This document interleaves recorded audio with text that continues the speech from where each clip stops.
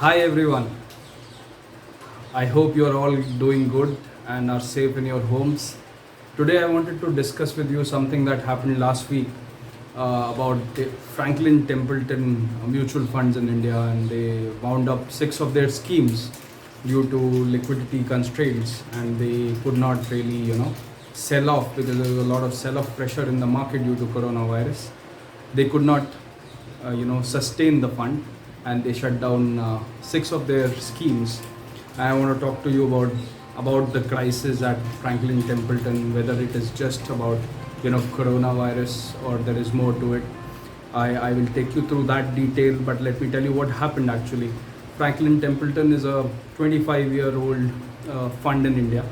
They are like a lot older in the world as a financial services company, but they have been in India for 25 years, and they have almost a third of their employees in India. So 33% of their workforce sits in India, and the six schemes that they have shut down are namely Franklin India Low Duration Fund, Franklin India Dynamic Accrual Fund, Credit Risk Fund, Short Term Income Plan, Ultra Short Bond Fund, and Income Opportunities Fund. And this accounts for about 25% of their total asset under management. So this is 1/4 of their mutual fund business in India that they have wound up on one day.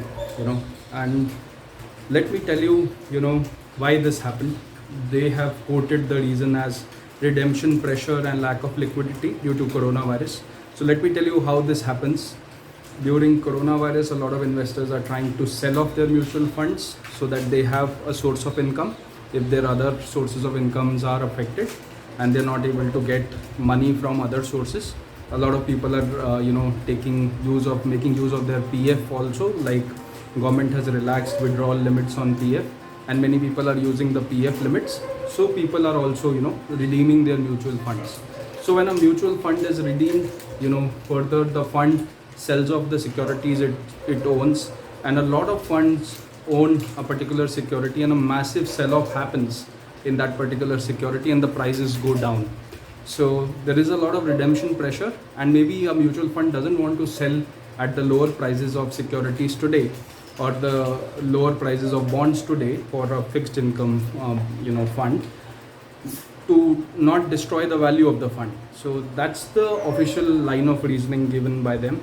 But one thing to note here is that we've been going through a credit crisis even without coronavirus.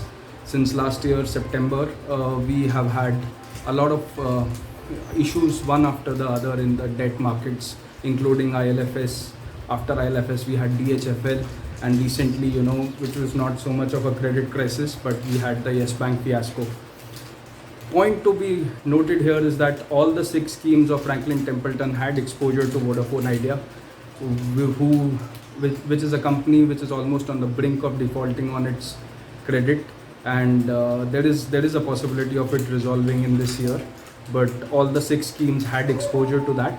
Also in Franklin Templeton, they have had exposure. So by the constitution, by the mandate of the fund, by the investment document, they have to invest between AAA to A securities. However, I think over time the securities they have invested in have gone below credit ratings of A as well.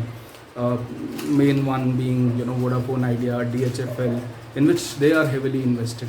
So if I tell you, three of these six funds have already had a segregation. A segregation is created in a mutual fund when you have to separate the bad assets from the good assets, and three of these funds have already had a segregation in place. The largest of these funds had a 7% markdown on value last year because of the default and some of the securities it invested in, and hence there were reasons why they wound up the fund. It was not just liquidity, it was also due to the high credit risk that the fund managers have been taking, and this fund in particular has been invested in high risk below A rated securities, bonds from past some time. So that's also one of the big reasons why this is happening.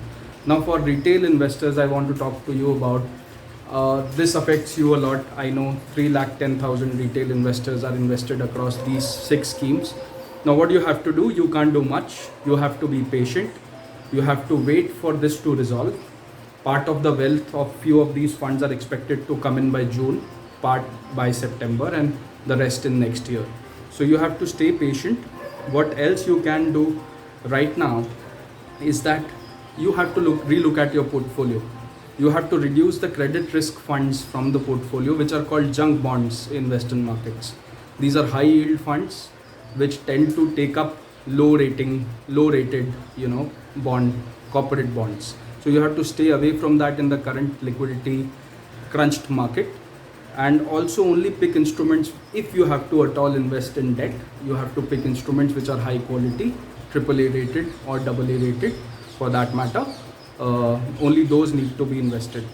Right now you just need to be patient, so that ultimately when this resolves, you can get something out of it. The management of Franklin Templeton Mutual Funds has guaranteed that most of the investor money will be returned, but it will be returned in phases. So why is that? Because they have invested in certain bonds which they can't liquidate right now. Like companies like Vodafone India can't pay back their debt today, and there are other such securities or such bonds they have invested in which will take time to resolve and for them to get any money from these bonds. Once they get the money, they'll be able to pay their bondholders, right? So this is all a cycle. It depends on the final beneficiary, which is the company, which is currently facing a lot of headwinds and is unable to repay its debt.